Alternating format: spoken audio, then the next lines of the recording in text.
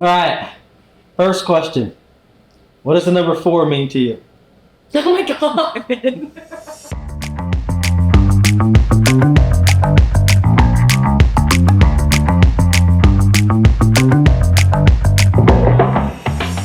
I am Jess McClain. This is our little mid-century modern spot. This is Clyde. Bragging him with some cookies, so he hangs up here with me.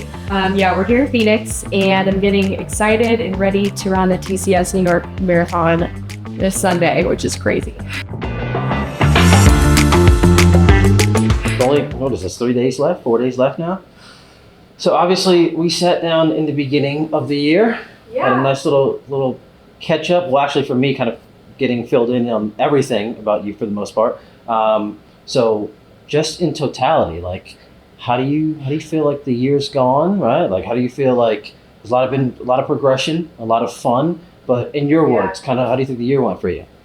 It's been such a whirlwind, but a very cool year. I think I started the year not really having many expectations for myself other than, just to embrace and enjoy racing again. I remember being in Orlando in February, just being like back in the elite atmosphere and, being at a meet hotel and just back in that environment it was just so crazy to be back and have such a different perspective. So I think a lot of it was just enjoying myself, not really thinking beyond Orlando. And then once, the race concluded and it went well, it was just a lot about embracing amazing opportunities, and being back with Brooks has been awesome. But I think a lot of this year has just been trying to stay, in that mindset of like, hey, we get to do this. We're having fun. Let's keep it that way. And that's hard because as you keep racing, there's more expectations. So like that's something I've been having to kind of balance and navigate to again, just being kind of back in the scene and doing this so many times this year. I think this will be the 8th time I've raced, which is like more than I've ever raced in a year. So bookending it with, a marathon in February and a marathon in November. So it's been really cool. I can't say I've learned a lot about the marathon, but I'm definitely still a novice. So I'm continuously learning. This will be my first major, which is nerve-wracking, exciting, awesome, all at the same time. So just embracing it all and learning how to manage, I'm definitely getting the nerves this go around. The taper crazies are hitting different than they did last time, just because I know it's on the other side of this. So it's just embracing it all. Okay, probably gonna do a mile to a mile and a half at marathon pace, and then just a bunch of 400s until we get to 4 miles total. 4 total? Yeah, you can hop in for us. I'll get on the bike. Rosie, you're the speed demon. What do you mean?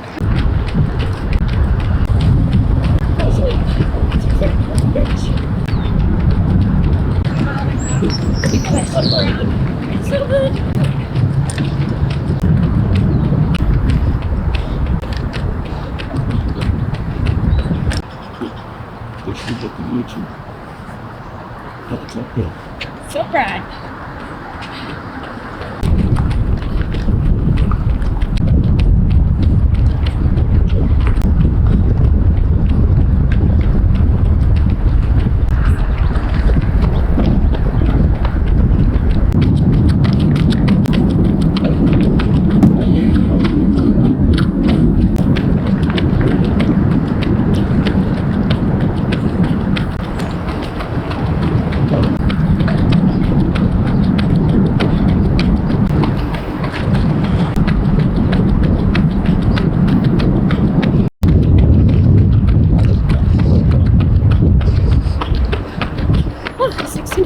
Hey.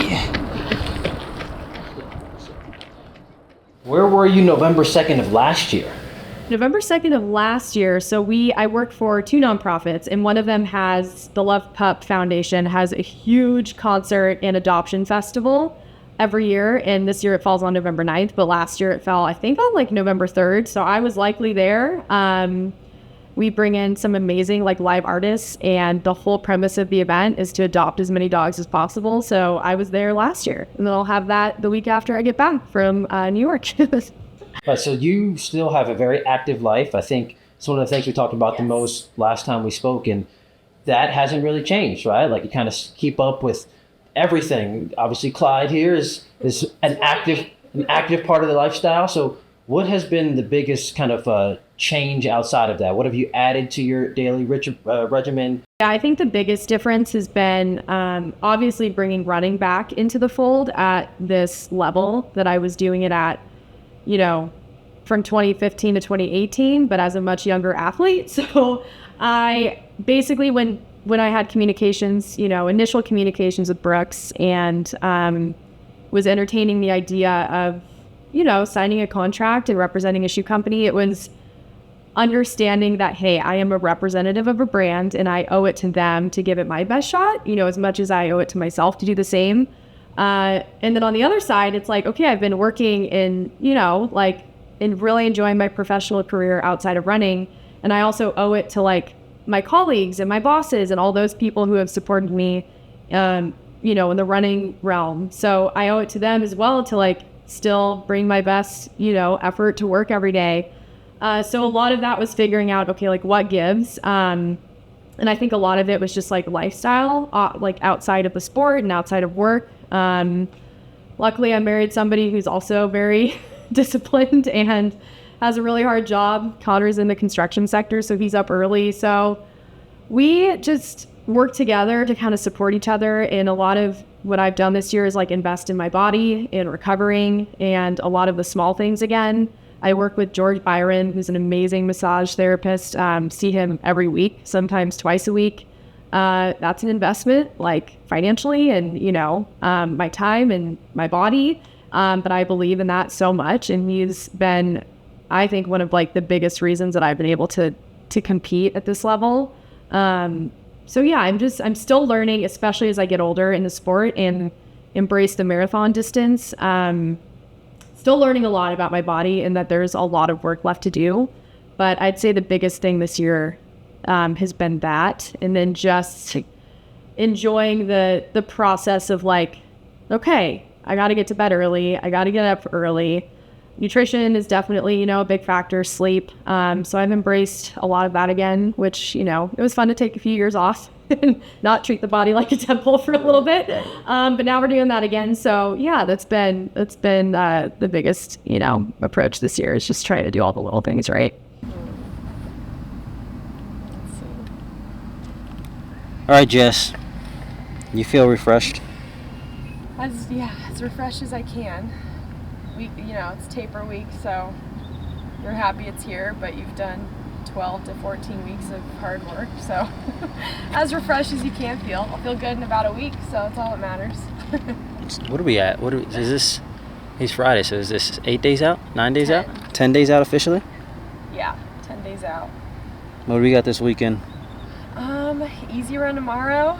Last 12-mile long run Sunday, so that's kind of it. And then one more workout before I head to New York, and yeah, just get to New York and run, hang, spend some time with Brooks and New York Roadrunners and friends and family, and that's it.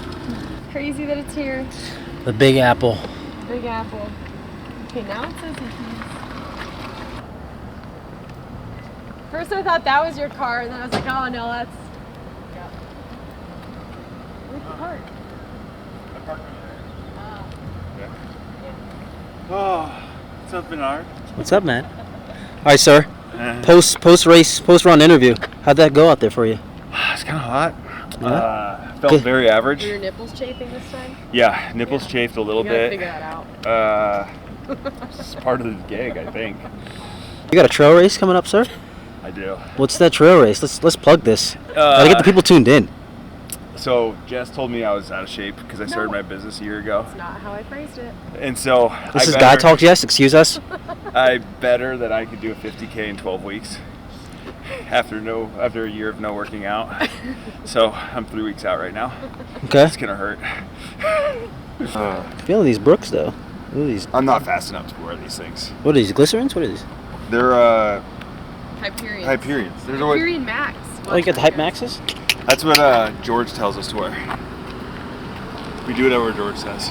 George is a good man to listen to. Yeah. George is, he knows All right, George, what do you say? Is she ready? Oh God. These are cool. That's, What grade are these? what's to say about that? Yeah. She's in top 3 shape. Yeah. Those are from. I gotta stop saying top 4 shape. I know. She's Yeah. definitely top 4. The Oh, Olympic God. trials, I was like, she's gonna be top 4. I just don't know where. Track trials, she's gonna be top 4. I just don't know where. And sure enough, now it's like you're top 3. Here's to hoping. We'll try. I feel like New York is going to be like Orlando on like times 10 with the amount of people. Like the busiest part of the Orlando course, I feel like is going to be New York for like the most of the race. So I think it's like using the crowd and getting excited about it, but not letting it like get me amped up too early. But obviously like early on in the race, I'm going to be loving any love coming my way, and second half of the race, I'll be loving it anymore. So give us some good screams and cheers, and we'll see you out on the course, and good luck to everybody racing. Just remember, like, we get nervous too, and tapers hit us too, and when it gets hard, like, just try to push through that 1 mile. You never really know what's on the other side of it. That's the one thing I've learned about the marathon is, like, you don't know what the whole story is gonna, unfold and what it's gonna tell. So you just have to dig in when it gets really hard and trust that there's gonna be a better mile on the other side of that. So yeah, let's get after it and have fun.